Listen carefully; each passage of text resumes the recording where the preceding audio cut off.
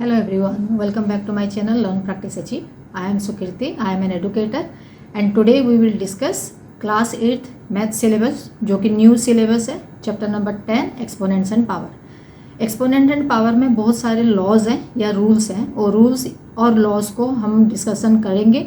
उसके साथ साथ एक्सरसाइज के जो क्वेश्चंस हैं उसमें उसको हम कैसे अप्लाई कर सकते हैं वो आज हम यहाँ पे डिस्कस करेंगे। तो शुरू करते हैं। Question number 7 first part given है 25 into t to the power -4 upon 5 to the power -3 into 10 into t to the power -8 और यहाँ पे साइड में ये भी गिवन है कि टी का वैल्यू जो है वो 0 नहीं है, मतलब 0 के अलावा कोई भी और वैल्यू हो सकता है। ठीक है, now when we will simplify मतलब इसका वैल्यू हम फाइंड आउट करेंगे। लेकिन सिंप्लीफाई करने से पहले यहाँ पे जब आप क्वेश्चन को ध्यान से देखोगे तो आपको पता चलेगा 25 एक कंपोजिट नंबर यूज़ हुआ है और 10 एक कंपोजिट नंबर यहाँ पे यूज़ हुआ है। तो जैसे हमने पहले भी डिस्कस किया था, अगर कोई भी एक्सपोनेंट या पावर में कंपोजिट नंबर का क्वेश्चन होता है तो सबसे पहले हम उसको क्या करते हैं, प्राइम फैक्टराइजेशन में चेंज कर देते हैं। तो 25 को जब आप सिंप्लीफाई करोगे तो क्या आएगा 5 इंटू 5। ठीक है, और इसको हम लिख सकते हैं 5 टू दी पावर 2। जहाँ पे 10 देखोगे, 10 को भी हम जब सिंप्लीफाई करेंगे, प्राइम फैक्टराइजेशन करेंगे तो क्या आएगा 2 इंटू 5। ठीक है, तो 10 की जगह पे हम 2 इंटू 5 यूज़ करेंगे और 25 की जगह पे 5 इंटू 5 यूज़ करेंगे। तो सबसे पहले हम इसको लिख लेते हैं उसी फॉर्म में, 5 इंटू 5 या 5 टू दी पावर 2 आ गया 25 की जगह पे, और जहाँ पे 10 था 10 की जगह पे हमने यूज़ किया 5 इंटू 2। क्लियर, इतना समझ में आ गया। नेक्स्ट स्टेप में हम क्या करेंगे, जो नंबर गिवन है, जितना भी 5 वाला पार्ट्स गिवन है उनके बीच में रिलेशन फाइंड आउट करके उसके बाद कौन सा रूल हम यूज़ करना है वो फाइंड आउट करेंगे। ठीक है, तो सबसे पहला वाला रूल हम यूज़ करेंगे a to the power m into a to the power n is equal to a to the power m plus n। ये कौन सी जगह पे यूज़ करना है, आप ये डिनोमिनेटर में देखो, डिनोमिनेटर में यहाँ पे 5 टू दी पावर -3 है, बीच में मल्टीप्लिकेशन साइन है और यहाँ पे 5 टू दी पावर कुछ नहीं है, मतलब 1 है। क्लियर, तो पहले ये दोनों को सॉल्व करेंगे, उसके बाद फिर रेस्ट ऑफ द पार्ट को सॉल्व करेंगे। तो ऊपर वाला पार्ट जो न्यूमरेटर पार्ट था वो एज इट इज़ आ जाएगा। यहाँ पे बीच में मल्टीप्लिकेशन साइन है तो पावर दोनों का ऐड हो जाएगा, तो -3 और ये +1 हो गया। ठीक है, अभी नेक्स्ट स्टेप में 5 to the power 2 then t to the power -4, यहाँ पे -3 + 1 था तो ये -2 हो गया, then 2 and t to the power -8 को हम एज इट इज़ लिखेंगे। क्लियर, अभी 5 टू दी पावर 2 और 5 टू दी पावर -2 ये दोनों क्या हुए हैं, divide in the same way t to the power -4 और टी टू दी पावर -8 ये क्या हुआ है, ये भी दोनों डिवाइड हुए। क्योंकि डिवाइड कैसे पता चल रहा है हमें, क्योंकि एक न्यूमरेटर में है एक डिनोमिनेटर में। ठीक है, अगर एक न्यूमरेटर और डिनोमिनेटर होता है इसका मतलब वो दोनों नंबर डिवाइड है। तो डिवाइड है तो हम नेक्स्ट रूल यूज़ करेंगे एक्सपोनेंट का, that is a to the power m divided by a to the power n। तो क्या हो जाएगा, दोनों का पावर माइनस हो जाएगा। ठीक है, तो जो 5 वाला पार्ट था इसको सॉल्व करेंगे हम सेपरेटली, जो t वाला पार्ट था उसको सॉल्व करेंगे सेपरेटली। तो नेक्स्ट स्टेप में आ जाएगा 5 टू दी पावर 2 ऊपर था और नीचे वाला 5 टू दी पावर -2 था, तो बीच में माइनस साइन आके फिर -2 आ गया। Then t to the power -4 था, फिर नीचे भी -8 था तो बीच में माइनस लगा के फिर -8। So minus and minus multiply होके प्लस हो जाएगा, यहाँ पे भी माइनस एंड माइनस मल्टीप्लाई होके प्लस हो जाएगा। तो नेक्स्ट स्टेप में हम लिखेंगे 5 टू दी पावर 4 और टी टू दी पावर -4 + 8। ठीक है, तो -4 और +8 क्या हो जाएगा, फिर +4 हो गया, तो 5 टू दी पावर 4 और टी टू दी पावर 4 हो गया और नीचे आ गया 2। तो 5 टू दी पावर 4 को हम लिखेंगे 5 × 4 times, 5 into 5 into 5 into 5। So 5 5 जार 25, 5 5 जार 25, 25 into 25 is equal to 625। So 625 T4 upon 2 is your answer. Clear?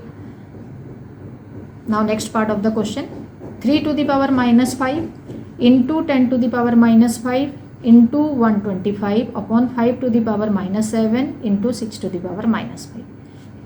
Again सबका पावर माइनस है यहाँ पे। ठीक है, पहले इस चीज़ का ध्यान रखना है कि पावर कहाँ कहाँ पे माइनस है और उसको हमें क्या करना पड़ेगा।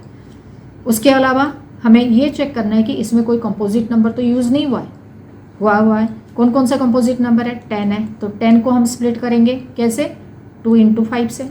ठीक है, 125 इसको भी प्राइम फैक्टराइजेशन करेंगे तो 125 क्या है 5 इंटू 5 इंटू 5, तो इसका मतलब ये हुआ it is equal to 5 to the power 3।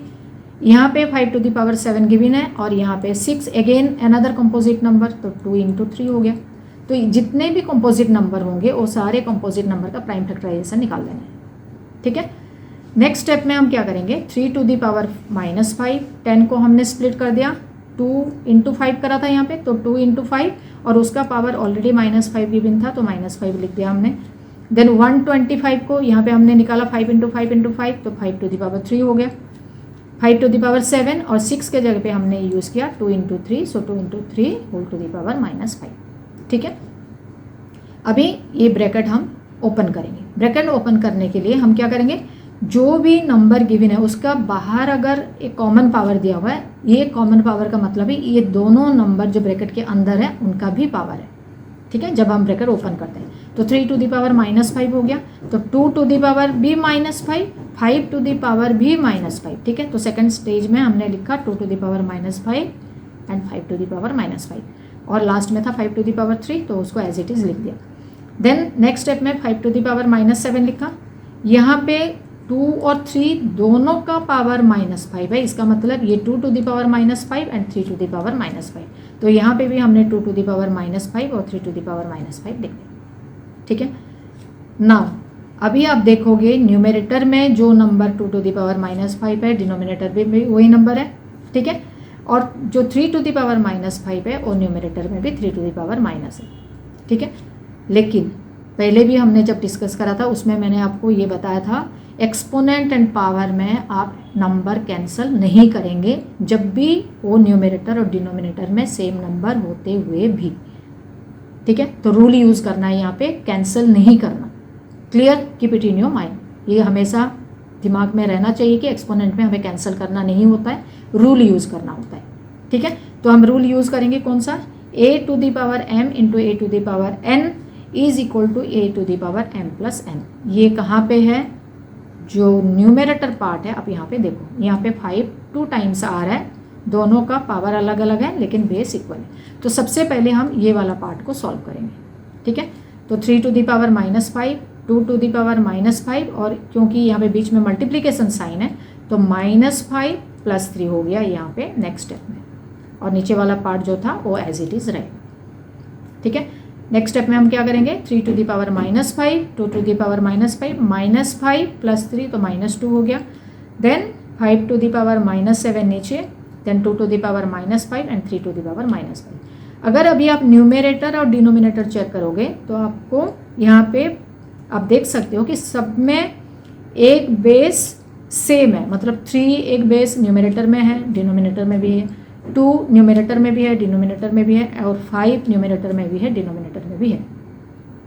ठीक है, इसका मतलब क्या है, ये सारे नंबर आपस में डिवाइड हुए हैं, तो 3 को 3 के साथ हम डिवाइड करेंगे, 2 को 2 के साथ डिवाइड करेंगे और 5 को 5 के साथ डिवाइड करेंगे। ठीक है, अगर डिवीज़न होता है तो कौन सा रूल यूज़ होगा, उनका पावर हो जाएगा माइनस, ये वाला रूल हम यूज़ करेंगे फॉर द डिवीज़न। तो अभी चेंज कर देते हैं, 3 टू द पावर -5 -5 हो जाएगा, क्योंकि डिवीज़न के लिए हम पावर माइनस करते हैं, ऑलरेडी नीचे पावर माइनस में है। ठीक है, फिर 2 टू द पावर -5, फिर -5 हो गया, और 5 टू द पावर -2 -7। ठीक है, ये पूरा टर्म को हमने एक सिंपल नंबर में चेंज कर दिया। अभी माइनस और माइनस है तो प्लस हो जाएगा, यहाँ पे भी माइनस और माइनस है प्लस हो जाएगा, यहाँ पे भी माइनस और माइनस है तो प्लस हो जाएगा। तो नेक्स्ट स्टेप में क्या आ गया, 3 टू द पावर 0, क्योंकि -5 और +5 0 हो गया। यहाँ पे भी 2 टू द पावर 0, क्योंकि -5 और +5 0 हो गया, और यहाँ पे -2 और +7, सो 5 टू द पावर 5 हो गया। Again another rule we will use for any number with the power 0। कोई भी नंबर का अगर पावर 0 होता है तो हम यहाँ पे एक्सपोनेंट का और एक रूल यूज़ करते हैं। वो क्या है रूल, रूल है any number two the power 0 has the value 1। कोई भी नंबर आप ले लो, चाहे जितना बड़ा या जितना छोटा, या पॉजिटिव या नेगेटिव, ठीक है, तो उसका वैल्यू हमेशा 1 आएगा अगर पावर 0 है तो। ठीक है, तो दोनों का पावर 0 है तो दोनों की जगह पे हम 1 1 लिखेंगे। 5 टू द पावर 5, तो 5 टू द पावर 5 मतलब क्या हो गया, हम 5 को मल्टीप्लाई करेंगे 5 टाइम्स। ठीक है, so that is equal to 3125। Okay, done, clear. Okay students, आज जो क्वेश्चंस हमने डिस्कस किया हुआ है वो आपको ज़रूर समझ में आ गया होगा। फिर भी अगर उसमें कोई डाउट है तो आप कमेंट बॉक्स में ज़रूर लिख सकते हैं। इसके अलावा जो बुक के क्वेश्चंस हैं उसके बाद भी हम एक्स्ट्रा क्वेश्चंस प्रैक्टिस करेंगे, MCQ भी करेंगे और जितने भी इंपॉर्टेंट क्वेश्चन हैं वो भी हम डिस्कस करेंगे। तो to get more of all this type of videos, subscribe my channel.